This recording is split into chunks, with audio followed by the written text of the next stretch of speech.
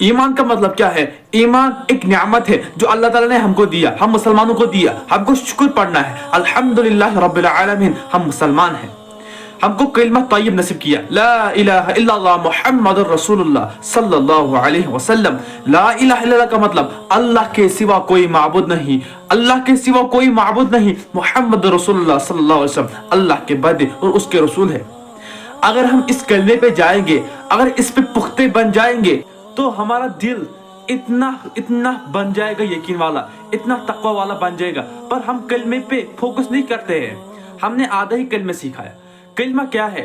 کلمہ ہے لا الہ الا اللہ، اللہ کے سوا کوئی معبود نہیں ہے، اس کا کوئی شریک نہیں ہے۔ حضور اقدس صلی اللہ علیہ وسلم اللہ کے بندے ہیں۔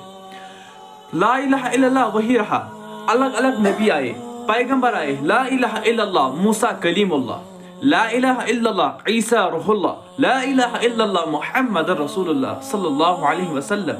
ہم کو 99% یقین ہوگا تو 1% نہیں ہوگا تو ہم مسلمان نہیں ہے۔ اگر ہم کو 50% یقین ہوگا پر 50% شک ہوگا ہم کو، ہم مسلمان نہیں ہے۔ اس لیے اگر اس دور میں شیطان اٹیک کرتا ہے انسان کو، یہ آخری دور ہے، دجالی دور ہے، اس کو بولتے ہیں دجاجہ۔ اگر انسان اس دور میں ایک فرض ادا کرے گا تو اللہ تعالیٰ اس کو 70 فرض سے برابر دیتا ہے۔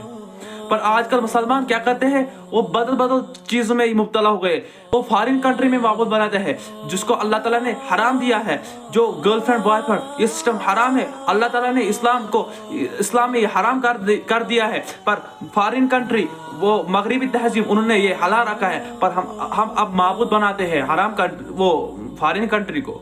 اللہ کا کوئی مانتا نہیں ہے جو اللہ تعالیٰ نے اسلام بتایا۔ قرآن حق کا کتاب ہے، اللہ قسم۔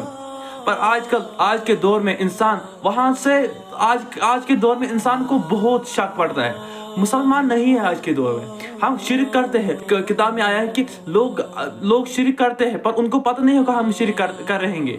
اتنا دور آئے گا، اتنا دور نزدیک آئے گا، قرب قیامت۔ اللہ تعالیٰ سے ہم یہی درخواست کرتے ہیں کہ یا اللہ ہم کو کلمے کی نصیب، ایک کلمے کو ایک اچھے سے سوچ ہم کو دماغ میں ڈالے، کلمہ کیا ہے ہم کو یہ سمجھنے کی توفیق عطا فرمائے۔ وآخر دعوانا الحمد للہ رب العالمین۔